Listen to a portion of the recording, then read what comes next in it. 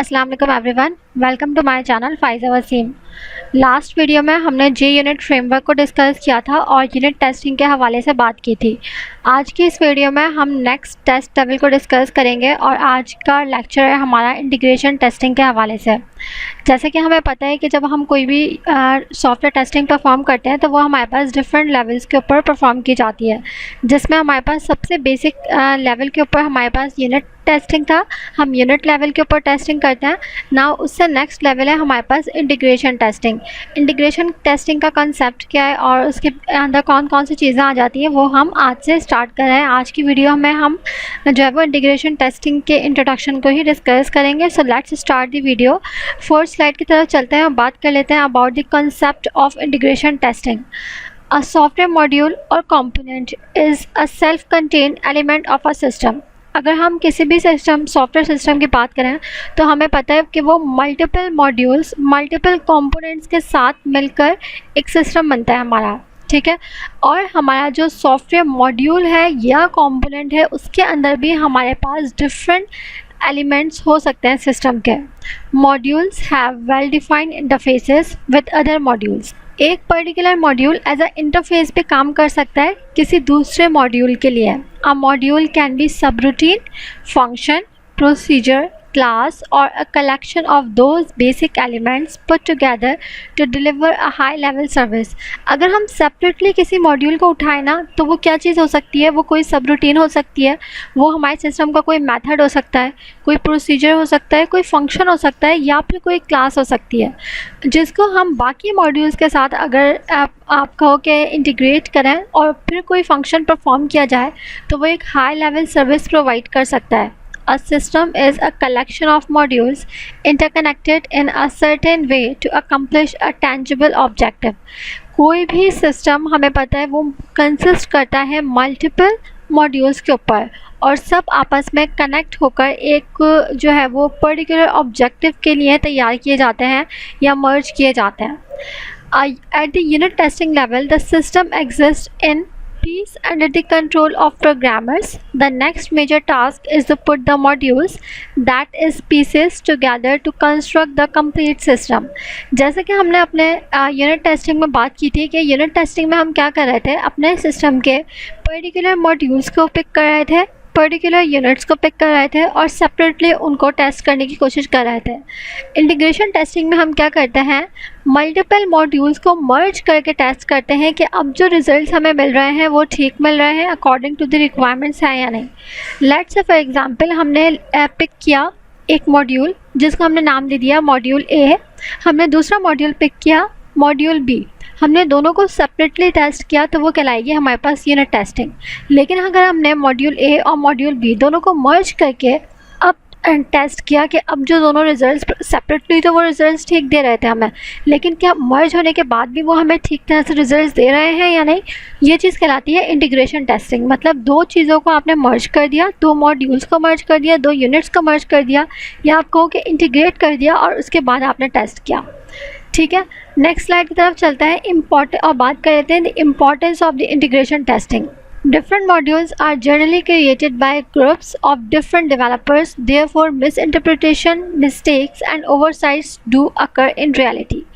अगर हम रियलिटी की बात करें, सॉफ्टवेयर इंडस्ट्री में क्या होता है, पूरा एक सॉफ्टवेयर सिस्टम कोई एक बंदा तैयार नहीं कर रहा होता, वहाँ पे मल्टीपल स्टेक होल्डर्स होते हैं, मल्टीपल लोग होते हैं जो कि एक बंदा कुछ चीज़ें डिज़ाइन कर रहा है, दूसरा बंदा कुछ और चीज़ डेवलप कर रहा है, तीसरा बंदा कुछ और मॉड्यूल्स डेवलप कर रहा है। तो अगर हमारे पास एक सिस्टम में let's say for example 20 modules हैं और वो 5 बंदे मिलकर तैयार कर रहे हैं तो वहाँ पर हमारे पास कुछ मिस इंटरप्रिटेशंस हो सकती हैं, कुछ मिस्टेक्स हो सकती हैं और कुछ प्रॉब्लम्स इश्यूज भी आ सकते हैं। Unit testing of individual module is carried out in a control environment by using test drivers and steps. Therefore, with the inherent limitations of unit testing, it is difficult to predict the behavior of a module in its actual environment after the unit testing is performed।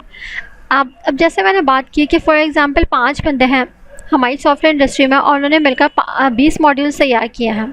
अब वो separately तो unit testing के level के ऊपर तो हमें सही results दे रहा है। जब हमने टेस्ट ड्राइवर्स और स्टब्स का कॉन्सेप्ट देखा था कि हम कैसे स्टब्स और टेस्ट ड्राइवर्स को यूज़ करते हुए यूनिट टेस्टिंग कर रहे थे, यूनिट टेस्टिंग के लेवल के ऊपर तो हमें सही रिजल्ट्स मिल गए। लेकिन फॉर एग्जांपल हमने एक बंदे का मॉड्यूल लिया और दूसरा मॉड्यूल लिया जो कि किसी और पर्सन ने डेवलप किया है, जब हम उन दोनों को मर्ज करके इंटीग्रेट करके टेस्ट कर रहे हैं तो अब वो हमें सही रिजल्ट्स प्रोवाइड नहीं कर रहे हैं because of some misinterpretation, some mistakes. Maybe किसी ने कोई और टाइप की चीज़ें स्ट्रेटजीज़ यूज़ की हो, सेकंड बंदे ने कोई और स्ट्रेटजी यूज़ की हो, इसकी वजह से हमारे जो रिजल्ट्स हैं वो ठीक तरह से नहीं आ पाते हैं। इसीलिए इंटीग्रेशन टेस्टिंग का जो कॉन्सेप्ट है वो सामने आता है और उसमें हम यही बात करते हैं कि अगर कोई डिफरेंट लोग मिलकर डिफरेंट मॉड्यूल्स तैयार कर रहे हैं तो हम इंटीग्रेशन टेस्टिंग इसीलिए परफॉर्म करते हैं कि यूनिट लेवल पर तो वो सही रिजल्ट्स दे रहे हैं, क्या इंटीग्रेशन लेवल के ऊपर भी वो सही रिजल्ट्स प्रोवाइड कर रहे हैं या नहीं। Some modules are more error prone than other modules because of their inherent complexity. It is essential to identify the ones causing most failures. हमारे पास कुछ मॉड्यूल्स बाकी मॉड्यूल्स के मुकाबले में ज़्यादा एरर प्रोन होते हैं बिकॉज ऑफ देयर कॉम्प्लेक्सिटी, उनकी कॉम्प्लेक्सिटी की वजह से। तो इट इज़ वेरी इंपॉर्टेंट, ये बहुत ज़रूरी है कि आप उन मॉड्यूल्स को पिक करके वहाँ पर कॉज ऑफ फेलियर्स को आइडेंटिफाई करो और फेलियर्स आ रहे हैं तो क्यों आ रहे हैं और आ भी रहे हैं या नहीं आ रहे, ये चीज़ें टेस्ट करो। नेक्स्ट स्लाइड की तरफ चलते हैं और बात कर लेते हैं about the objectives of system integration. हमारे सिस्टम की इंटीग्रेशन का मेन ऑब्जेक्टिव क्या होता है? Putting the modules together in an incremental manner. हम अपने मॉड्यूल्स को इंक्रीमेंटल मैनर के अंदर पुट करते चले जाते हैं और टेस्ट करते चले जाते हैं। और सेकंड ऑब्जेक्टिव ये होता है कि to ensure that the additional modules work as expected without disturbing the functionalities of the modules already put together. ये चेक करते हैं हम, ये मेन ऑब्जेक्टिव होता है कि जो हमारे पहले से जिन मॉड्यूल्स को हमने आपस में एक साथ रखा हुआ है वो ठीक तरह से फंक्शनैलिटीज़ परफॉर्म कर रहा है।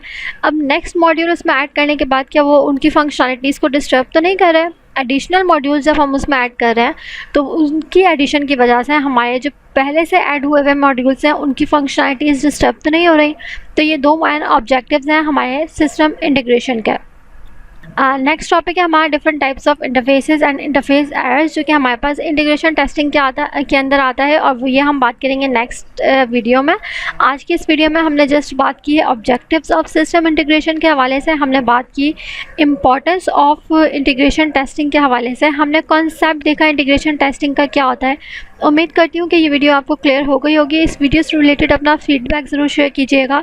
कोई एक्स्ट्रा इन्फॉर्मेशन आपके पास है वो आप हमें कमेंट बॉक्स में प्रोवाइड कर सकते हैं।